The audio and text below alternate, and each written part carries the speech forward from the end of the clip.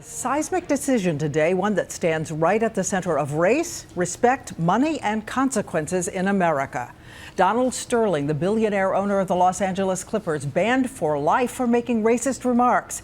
His athletes who had played their hearts out for the team had already protested him by wearing their jerseys inside out. But tonight they are back on the court, and ABC's Ryan Smith tells us about the explosive announcement today. The NBA commissioner used everything he had, throwing the book at Donald Sterling, who will never again sit courtside at another Clippers game. Effective immediately, I am banning Mr. Sterling for life from any association with the Clippers organization or the NBA. Banned from attending NBA games. Banned from the Clippers practice facilities. Banned from any say in the team's decisions. And banned from contacting the players. All this after the NBA revealed Sterling admitted making those racist comments in a taped conversation with his alleged girlfriend, V. Stiviano. Yeah, it bothers me a lot that you want to broadcast that you're associating with black people. Do you have to? NBA Commissioner Adam Silver today also announcing Sterling will be fined $2.5 million, the league maximum. And Silver is moving quickly to pressure NBA team owners to force Sterling to sell the Clippers. A decision 75% of those owners would have to approve. I will urge the Board of Governors to exercise its authority to force a sale of the team, and will do everything in my power to ensure that that happens. Since the story broke, the basketball world has united to denounce Sterling. Last night, LeBron James and the Miami Heat removing their jerseys in a show of solidarity with the Clippers. Today, James tweeting, quote, "Thank you for protecting our beautiful and powerful league."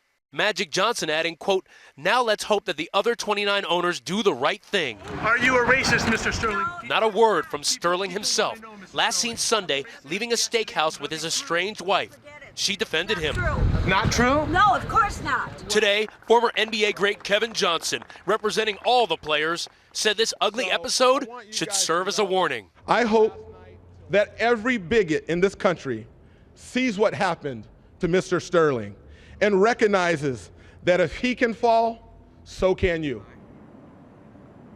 And now, just hours after a decision that could change basketball forever, the Clippers returning here to the Staples Center tonight to play the Warriors. And while this controversy that has engulfed them has brought about a larger discussion about race and how we treat each other in this country, the Clippers looking forward to doing what they do best tonight, winning on the basketball court. Diane? Thanks so much, Ryan. And now I want to turn to Mike Wilbon, NBA analyst for ABC, ESPN, and co-host of Pardon the Interruption. And Mike, you said this was going to unleash something big. How big is it? It's about as big as it can get, Diane. It says we're going to have zero tolerance policy going forward on this sort of language, this sort of just mean-spirited language, even if it's in the privacy of one's home or in a private conversation. There's no more private anymore. We're not going to tolerate this. The league is not going to stand for it. And for now, almost everyone except the Donald Sterling camp seems to be in agreement with it. So we're going to put up the pictures of some of these 29 owners. You really think they are going to vote, 3/4 of them are going to vote, to force him to sell? I think they will, Diane, and there are a couple of reasons why. One, again, the players are almost unanimous in their support of Adam Silver. And I don't think this particular fight is one the owners are up for. And this is not just the 75% or so who are African American. Pretty much we're looking at 100% unanimity on not wanting to have Mr. Sterling anymore. We're not talking about as much legal challenge as we are his business partners saying, we want you out. Do I think that Adam Silver has the votes necessary? I think he had them when he stepped to the lectern and said, I'm banning him for life. Does this mean racism is coming to an end in America, or racism in sports is coming to an end, or no owner? No, it doesn't mean any of that.